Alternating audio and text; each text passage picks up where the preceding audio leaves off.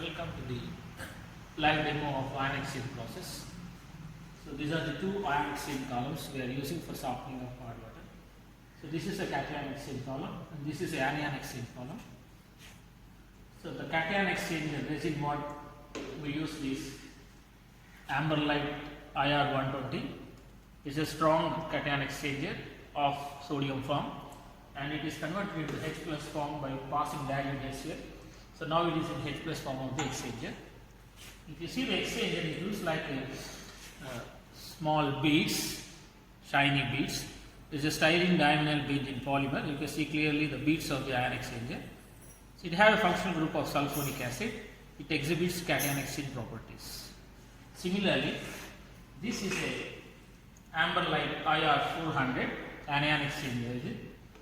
So which is also styrene diagonal bead in polymer with a quaternary ammonium group, and I have exchangeable anions, OH minus ions. Actually it is a chloride form of the ion exchanger. So later it is converted into OH minus form by passing dilute sodium hydroxide. Now these two ion exchanges are H plus form cation and OH minus form anion exchanger. So now I am using a combination of these two for softening of water. So how to test hardness of a water sample? I am using a simple test to know the hardness of whether water sample is having hardness or not. I am using EBT indicator, eriochrome black tea. If this indicator is added to a water sample, then it gives a complex with metal ions, calcium and magnesium. It is in wine red color. If there is no calcium and magnesium ions in water, then we have a free indicator, no complex form of indicator, free indicator. So that is blue color. So that test I am using to know whether a water sample is having calcium or magnesium ions. Similarly, for anions, I am using silver nitrate solution. If you add silver nitrate solution to a water sample, a white precipitate is formed that indicates that you have a chloride ions in water. If white precipitate is not formed, your water sample is not having any chloride ions. I am using these two simple test solutions or reagents to test the water sample having cations or not, or similarly anions or not. Now I will show you a simple water sample. So this is a water sample, distilled water free from cations and anions. I am testing this water sample whether it is having hardness or not. So I am using a drop of EBT indicator. You can see clearly it is a blue color indicator. If you add one drop to the indication solution, you have a blue color. So this indicates that indicator is free form. It is not having any complex with metal ions, especially calcium and magnesium are not there, so you don't have a wine red color. So this indicates that your water sample is free from calcium, magnesium because it is a distilled water. Now I will test same for tap water. So now I am collecting hard water sample directly from the tap.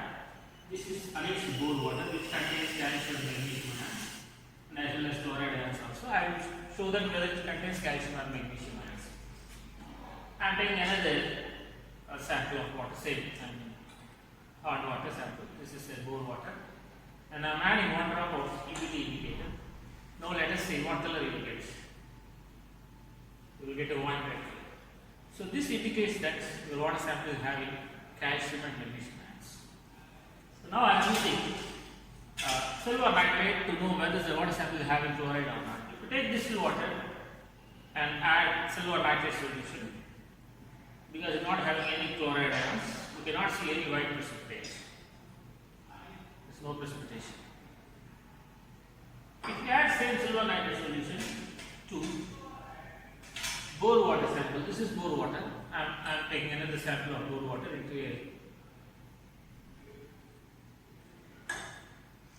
and adding one drop of silver nitrate. So you can see the precipitation. This indicates that your water sample having chloride ions.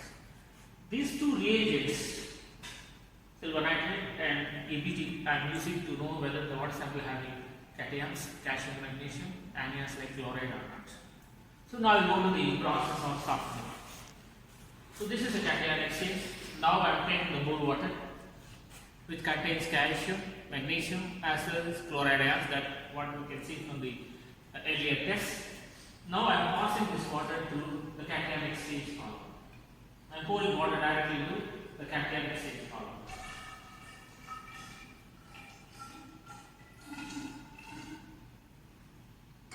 Now I slowly collect the water. I will allow some water to go slowly at a slow flow rate.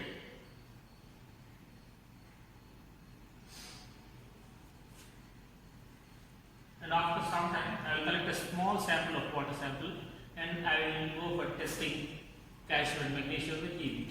Let us see whether it will get a violet color or not. If it is a violet color, this process is not taking place. If it is not a violet color, we are having a blue color, then ion exchange is taking place. Now we are having calcium and magnesium ions are there in water and that are taken by the ion exchanger and it is releasing only H plus ions. Let me pass some water through this one. So you have to maintain a very slow flow rate so that there is an exchange of ions between the resin and as well as water sample. If the flow rate is very slow, then you have more exchange. The flow rate is very fast, exchange rate will be also less.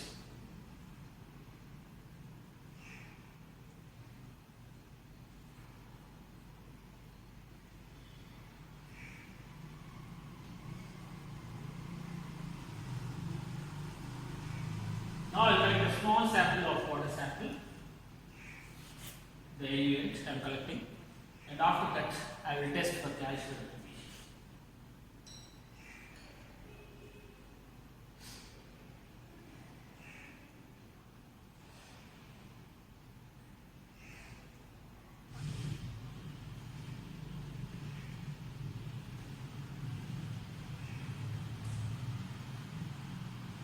This is a water sample collected after passing through the cation exchanges. Now I am adding one drop of EBT. Let us see whether we will have a blue color or reddish violet color. So now it's in blue color. So earlier we have a violet color, now we have a blue color. That indicates that cations are replaced with H plus ions of the exchange. So now it is working. Okay. Now I will pass the water through anion exchange region. This is the anion exchange region. I am taking the same blue water. Okay. So you can pass this water or directly you can pass this water, no problem. So if you want, you can pass this water also. After collecting cation exchanges, this water is having anions still, but there are no cations like calcium and magnesium. Now you pass this water through anion exchange region.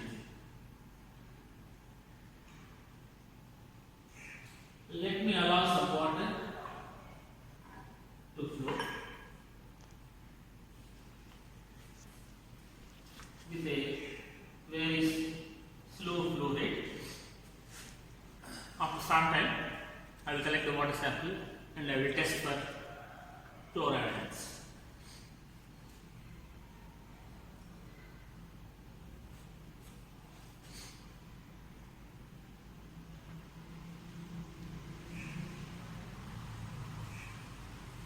Let me allow some water to flow this way.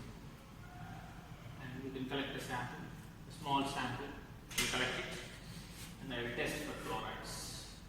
If you decrease the flow rate or if you reduce the flow rate, then we have a better exchange. If you increase the flow rate, the exchange will not be that much better, okay, that much fast.